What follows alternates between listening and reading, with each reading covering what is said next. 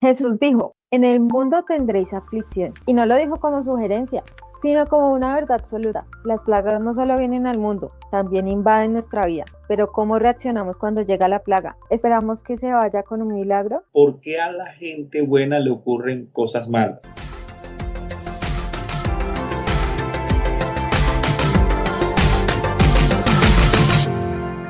Muy interesante la pregunta, es de tiempos inmemorables, muy antiguos. He leído que el hombre se ha preguntado, pero la verdad es que cosas malas y eventos difíciles le ocurren a cualquier persona, creyente o no, nos van a ocurrir cosas que no queremos, que nos duelen, situaciones incómodas, situaciones que uno no las ha planeado y nos van a ocurrir a todos, indistintamente de raza, indistintamente de nuestra posición económica, de nuestro nivel cultural. Después que estemos dentro de la piel de un ser humano, el momento difícil va a llegar. Quien diga, no, yo nunca he sufrido ni he vivido nada difícil, pues yo le diría, prepárate, porque va a llegar ese momento. Algún día de esto uno pierde un ser querido, pero todos vamos a vivir momentos difíciles, situaciones incómodas. Esa es una gran verdad. Es cuestión de tiempo. Quien no ha sufrido, por lo menos es testigo del sufrimiento de otros, pero en un futuro, pues le tocará el turno. Cuando nosotros somos creyentes, creemos que si nos está pasando algo, seguramente es porque nos hace falta orar. Muchas personas suelen hablar de una persona cuando está pasando por crisis y suelen, como le pasó a Job, juzgar, ¿no? Como algo pasa, quizás no está orando, quizás le hace falta fe para el milagro. Tenemos como esa falsa creencia de que por tener una creencia vamos a necesitar adquirir ese milagro. Si no tenemos ese milagro, entonces estamos mal o algo está pasando con nosotros. Es cierto, tú lo has dicho, en tiempos de sufrimiento las preguntas sobre la bondad de Dios nos abruman. Desde la filosofía, algunos filósofos se han preguntado o han dicho, si Dios es bueno, no debería permitir el sufrimiento, porque un Dios bueno no debe permitir el sufrimiento. Mira desde la filosofía, porque si Dios puede quitar el sufrimiento, pero no quiere, entonces no es bueno. Y ellos mismos razonan, si quiere quitar el sufrimiento en el ser humano, impedir que el ser humano sufra, pero no puede, entonces no es todopoderoso. Eso es desde la filosofía. Y en la vida cristiana, cuando nosotros llegamos a Dios, se nos predica un Dios bueno, un Dios amoroso, que te cuida, que te guarda. Entonces entramos en conflictos de fe cuando esos momentos difíciles llegan. Leía el Salmo 73, relata la historia de un muchacho llamado Asaf. Y Asaf entró en crisis. Escritor del Salmo 73 no era cualquier muchacho, era un miembro del coro que cantaba en el tabernáculo. Imagínate, era un muchacho muy espiritual, con una cercanía a Dios. Y este muchacho, dicen, en cuanto a mí casi se deslizaron mis pasos, yo casi me aparto de la fe. La razón, porque tuve envidia de gente que prospera, de gente que es malvada y le va bien. En cambio a mí, yo que busco a Dios, que le sirvo, que lo amo, yo recibo azotes. Todos los días me dan esos azotes. A mí no me ha ido bien. Y él llega a una conclusión temporal, porque él dice, definitivamente en vano he limpiado mis manos y he guardado mi corazón e inocencia. Definitivamente en vano he servido a Dios. La verdad es que no tiene sentido. Mientras yo busco a Dios y él me manda sufrimiento, hay otros que no buscan a Dios y les va bien. Mira la crisis de Asaf. Entonces, esta pregunta no es nueva para el ser humano. Esta pregunta es antigua y tiene raíces de mucha gente preguntándose en el Antiguo Testamento por qué un Dios bueno permite el sufrimiento. Cuando uno está haciendo las cosas bien, así como tú nos estás comentando de Asaf, pues con más criterio uno lo cuestiona, ¿no? Normalmente, de hecho, se dice que cuando te vas a entregar a Dios o vas a conocer a Dios, prepárate porque seguramente no va a ser fácil el camino. Y de hecho en la Biblia dice que hay una batalla espiritual. Esa batalla espiritual comienza cuando nosotros decidimos decir, yo quiero seguir aquí. Eso también implica una batalla. El enemigo también va a buscar hacernos daño, como a Job. Job era bueno, Job no hacía nada malo, era un hombre justo y aún así a él le pasaban cosas terribles porque el diablo dijo, no, pues es que él te ama porque pues tiene casa, carro, beca, finca, tiene todo, en cómo no te va a amar. Y en ese momento es cuando Dios le dice, ok,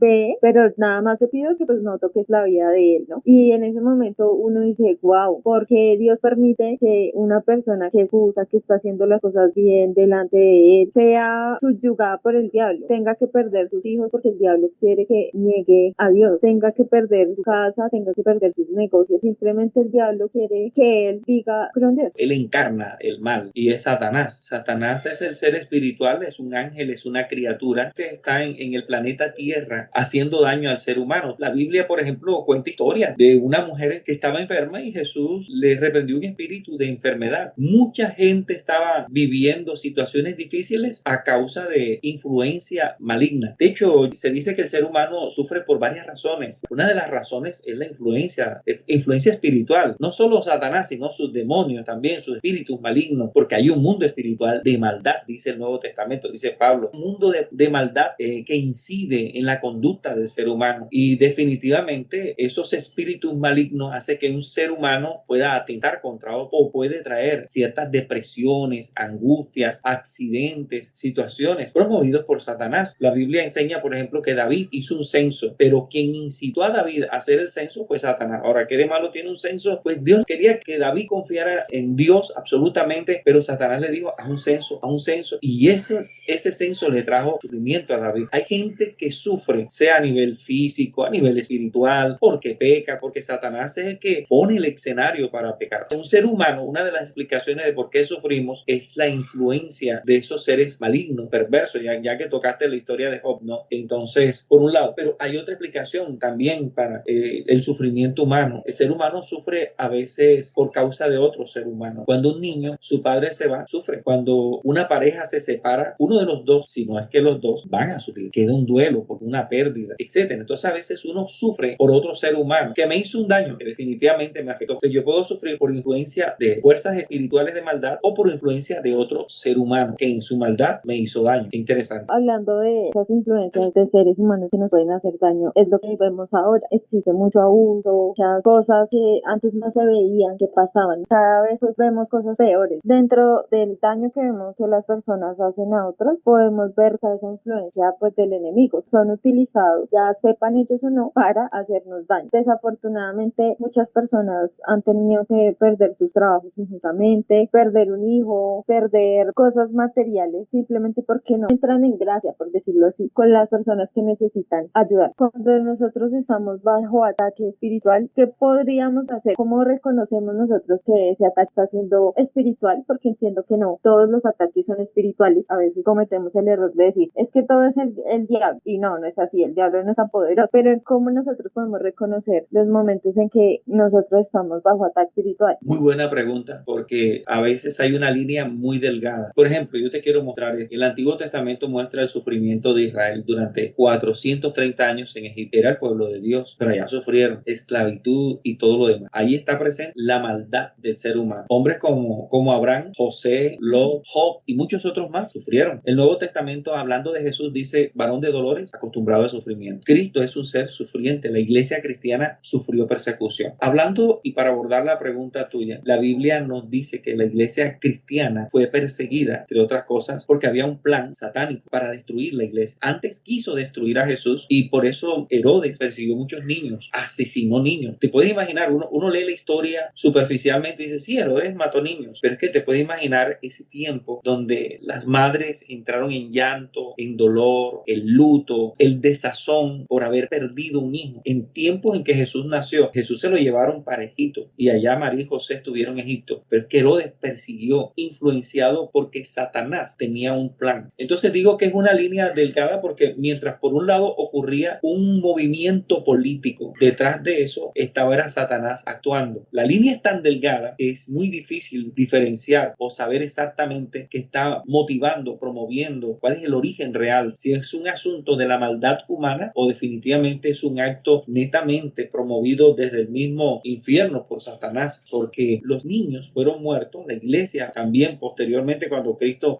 murió, resucitó, la iglesia fue perseguida, pero era la misma obra del diablo. Pablo dice, no, Satanás mandó un mensajero que me abofetee. Entonces la línea es delgada. Ahora hay gente que se enferma, y se puede enfermar por asuntos netamente biológicos, patológicos, gérmenes, pero una persona también se puede enfermar por asuntos netamente espirituales. El cristiano debe tener definitivamente claridad y el discernimiento para poder entender la causa de su mal, porque no siempre es el diablo, pero tampoco el mal que me está afectando está en el plano de lo natural. ¿Qué hay que hacer ahí? Pedirle a Dios. Pienso también, nosotros a veces ignoramos el poder que hay en nuestras palabras. Declaramos maldición, derrota, enfermedad, y nosotros mismos darnos cuenta. Y nosotros no tomamos muchas veces tan en serio lo que dice la palabra sobre nuestra lengua, está la vida y la muerte. Nosotros también tenemos que ser conscientes, ese mal también puede llegar a causa de nosotros mismos. Decimos, este trabajo tan feo, ¿sí? Declaramos maldición sobre nuestro propio trabajo. Ay, no, este matrimonio matrimonio que me tocó a mí. Nosotros mismos estamos declarando maldición sobre ese matrimonio sin necesidad de que otro entre a hacer daño a ese matrimonio, porque sí que Dios nos está dando herramientas dentro de la palabra, con la oración, combatir temas espirituales bíblicamente. Tenemos que ver que las herramientas que Dios también nos dio, como la lengua, pueden estar afectándonos a nosotros mismos. Yo mismo puedo estar afectando mi vida con lo que hago, con lo que digo, con lo que pienso. El ser humano puede terminar afectando su vida y luego más adelante sufrir por lo que hace. Si un hombre está en una empresa y roba y lo destituyen del empleo y luego no tiene dinero y no lleva comida a su casa, ya le toca vender el vehículo, ya comienza a padecer necesidades, no solamente a él, sino su familia. Entonces, fíjate, los hijos sufren por causa de él, pero él está sufriendo a causa de él mismo como resultado de sus actos. Algunas enfermedades llegan al ser humano producto de una vida promiscua, por ejemplo. Entonces, ese sufrimiento que le va a causar la enfermedad es producto de sus actos. Cuando yo digo cosas, cuando yo hablo cosas, también me estoy predeterminando. Job, por ejemplo, y mira que no solo lo que digo, sino lo que pienso, porque Job cuando sufrió, un día escribió, lo que yo más me temía, eso me vino. Entonces sí, tienes toda la razón. Yo mismo pudiera estar labrándome mi propio camino de sufrimiento. Y ahí entra una pregunta y es, ¿cómo hablo sobre mis problemas? Si nosotros hablamos con fe sobre esos problemas o hablamos con desesperanza, porque al tener esa herramienta como la lengua a favor o a desfavor nuestro, debemos cuestionarnos es cuando estamos mal, ¿declaramos las promesas de Dios o declaramos nuestros miedos? Necesitamos también darnos cuenta de ese corazón que nosotros tenemos y si está influyendo para bien con mis palabras o para mal con mis palabras, porque bien uno conoce muchas personas que a veces cuando están en crisis lo que hacen es decir, no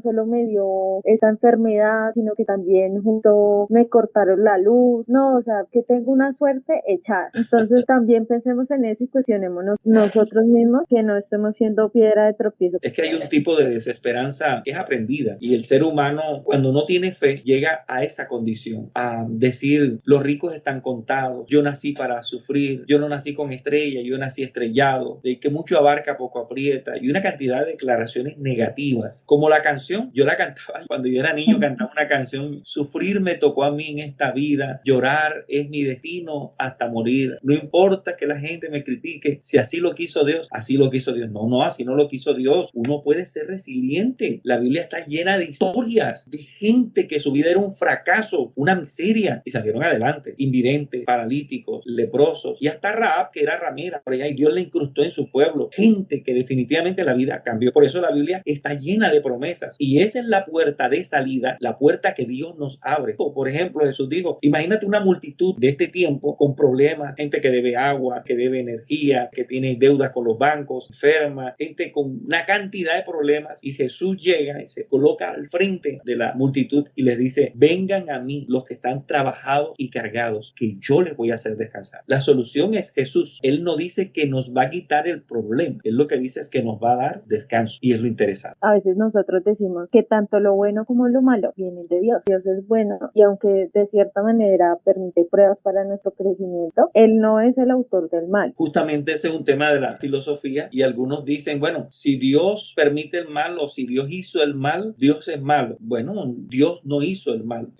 Dios lo preordenó. Dios creó todo menos el mal. El mal es la ausencia de bien, dicen algunos otros. Yo creo que más allá de eso, de preguntarnos si Dios lo hizo o no lo hizo, lo importante es que ese Dios de amor está allí listo para ayudarnos, aún en tiempos de aflicción. Por eso el salmista dijo, aunque ande en valle de sombra y de muerte, él contempló la posibilidad de que aún creyendo en Dios iba a atravesar un valle de oscuridad, un momento difícil. Aunque ande en valle de sombra y de muerte, no temeré mal alguno, porque el Señor estará conmigo. Esa es la promesa de Dios. Y de ahí es que hay que agarrarnos. Y en otros pasajes, también el Salmo 50:15 dice, invócame en el día de la angustia. Dios sabe que hay un día de angustia. Otro escritor bíblico dijo, el Señor te librará en el día malo, porque Dios sabe y el escritor sabía que hay un día malo, que hay un día que definitivamente uno quisiera borrarlo del historial de nuestra vida. Pero entonces, bueno, tenemos que estar preparados para eso y no perder la confianza en Dios, sino seguir creyendo, porque finalmente nadie vino a quedarse a este planeta. Todos nos vamos a ir. Nacer duele, vivir esta vida duele y vamos a vivir momentos difíciles, duros, dolorosos. Vivir la vida duele, pero en las manos de Dios y cuando nos aferramos a esas promesas es más llevadero. El sufrimiento no es un castigo o un juicio contra nosotros. Muchas veces es un medio para que nosotros maduremos oremos en fe o para que el poder de Dios se manifieste en nuestras vidas. Todo obra para bien a quienes aman al Señor. Esa palabra, aunque suene muy bonita, va a ser difícil de aceptarla cuando estemos en estas crisis. El ser humano puede sufrir por soberanía de Dios. Dios es soberano. Por eso el Padre nuestro dice, y líbrame del mal. ¿Por qué me vas a librar del mal? ¿Por qué te pido a ti que me libres del mal? Porque tuyo es el reino, el poder y la gloria. Dios tiene el poder para librarme del mal. Y eso es cierto. Pero hay gente que sufre porque Dios así lo ha establecido. Dios lo ha permitido. ¿Y por qué lo ha permitido? Dios siempre tiene una razón y un propósito con cada cosa. El libro de Job dice que cuando a Job le vino la tragedia, dice, con todo lo que a Job le ocurrió, no le atribuyó a Dios despropósito alguno. O sea, Job entendía que algún propósito tendría Dios con eso, aunque le dolía, aunque sufría. Y cuando uno mira, por ejemplo, el sufrimiento de Cristo en la cruz tenía un propósito, salvarnos, ¿verdad? Entonces, cuando el ser humano sufre, a veces uno no entiende que hay un propósito. Por ejemplo, cuando Dios llama a Saulo de Tarso, Jesús le habla a Ananías y le dice, Ananías, ve y ora por Saulo. Yo, orar por ese tipo malo. Ve, porque instrumento escogido me es. Yo le mostraré cuán necesario es que sufra. Cuando Dios se llevó a Moisés al desierto, lo estaba era puliendo, tallando, trabajando el orgullo. Cuando José estaba metido en el hueco, seguramente sufrió. Cuando lo vendieron y estaba por allá como esclavo, lejos de su padre, seguramente sufrió. Y cuando estaba en la cárcel, más aún sufrió. Pero todo era parte de un plan de Dios. El sufrimiento siempre, cuando uno está en las manos de Dios, siempre hay un propósito. Y a veces las plagas o el daño o la enfermedad no van a desaparecer con una oración, con una intervención, sino que nosotros tenemos que hacer un esfuerzo humano. Cuando estamos en crisis decimos, no, pues oro, ayuno y Dios hará. Vamos a necesitar nosotros mismos tomar herramientas y hacer cosas. Como por ejemplo, si estamos hablando de una persona que necesita sanidad, seguramente Dios puede hacer un milagro en su vida, pero también Dios quiere que vayas a donde un profesional y verifiques cómo te pueden ayudar. Si tu milagro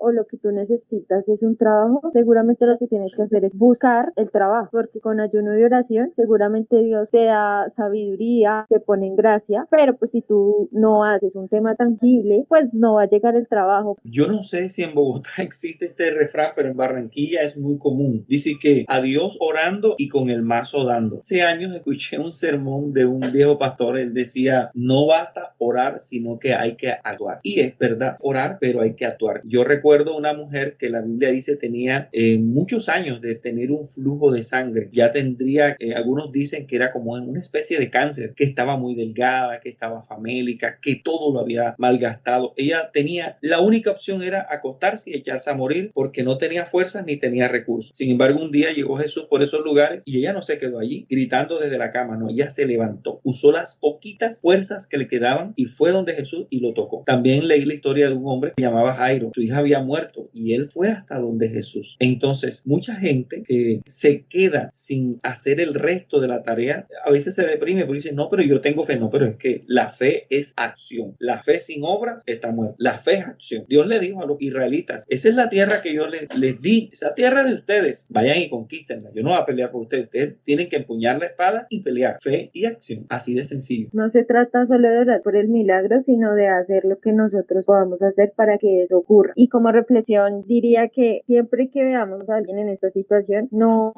seamos como los amiguitos de Job. ¿A este qué le pasará? ¿Sabes que yo creo que te falta orar? Yo creo que te falta ayuno. No todo el sufrimiento hace parte de un castigo de Dios o de un juicio de Dios, sino que a veces también son pruebas para que las personas crezcan en fe. Ayudémosles a orar por ellos, limpiemos nuestras vidas, mostrando lo mejor de nosotros también a los demás. Esto fue Doble Visión. Y nos vemos en la próxima mirada.